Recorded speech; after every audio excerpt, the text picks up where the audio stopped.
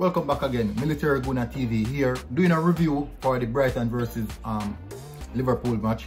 Trying my best to get some review out for each match as best as I can, because I know you guys love it. Thank you very much for all those who subscribe to the channel and are tuning in to get the content. I'm trying my best to produce better and better content over the time period. Thank you very much for the subscription. Thank you for the support that you've been showing so far. But let's get into the details. Early start of the game, Brighton playing extremely well. Liverpool being under a bit of pressure from Brighton, and Brighton playing the ball, these long balls in behind, because Liverpool are pressing so high, and numerous amount of time the ball will get it behind and no one would latch on it. But finally, one getting behind, Connolly latch on it and end up 1v1 versus Alisson, and he scruffed it wide. Next incident, Nico Williams fouled Neil Maupay in the box after a bad decision made by the young man, and you can definitely see that inexperience was a massive factor right there.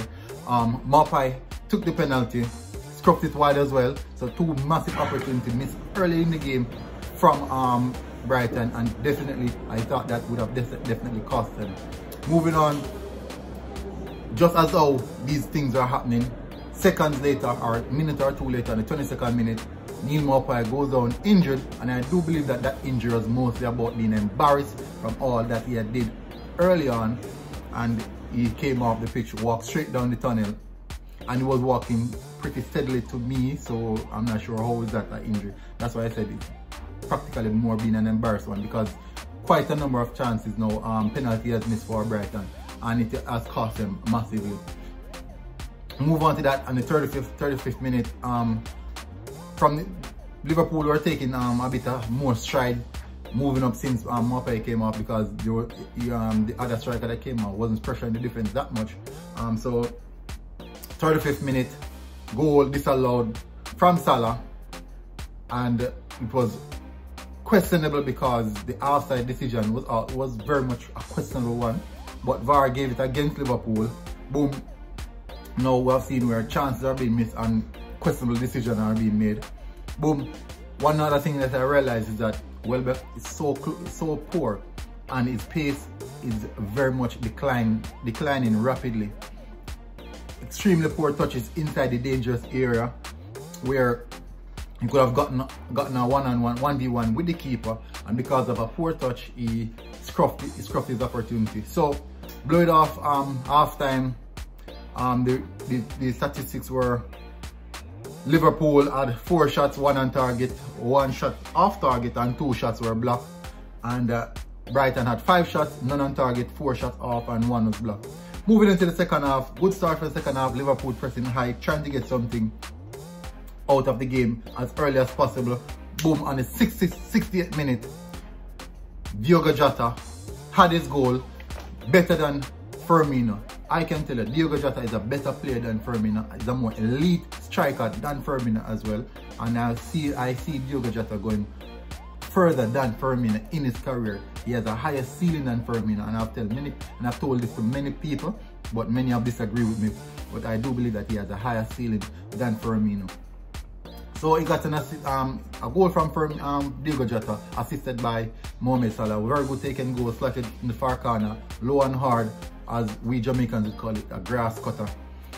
And the 63rd minute, Salah came off, and he was definitely not happy with the substitution. But he has to understand that man management has to be a massive factor here, and squad rotation is a must. Squad rotation is a priority. Champions League game coming midweek for Liverpool is a massive one, because there's a strong opportunity for both second and third place to overtake them in the table, so they cannot rely heavily be reliant on any of these young players that they started today. So they have to get the big guns a bit of rest. But definitely Mohamed Salah was not happy. He didn't even pay Jurgen Klopp any respect when he came off the field. He was upset, and he walked straight to the bench and sit down. And you can see that he was extremely gruntled. Jota, one of the reasons I said Jota is a better striker is that his movement are so elite in and around 18-yard box, and his ability to be so aware of where he's at any given time. and only Mohamed Salah and I think Mane in the team has the capability, the attacking capability that he has, and Firmino is far a level below. Now, Liverpool dominating the position, trying to kill the tempo out of the game, but Brighton were stagnant, trying to keep in the game until in the latter stages of the game, in the 83rd minute, Brighton started to take up the tempo, pushing forward, aggressive and hard, going for the equalizer. And I thought this is what they should have done from the initial stage when they missed their penalty, but they get lackluster, and then some minutes of the game went by so fast.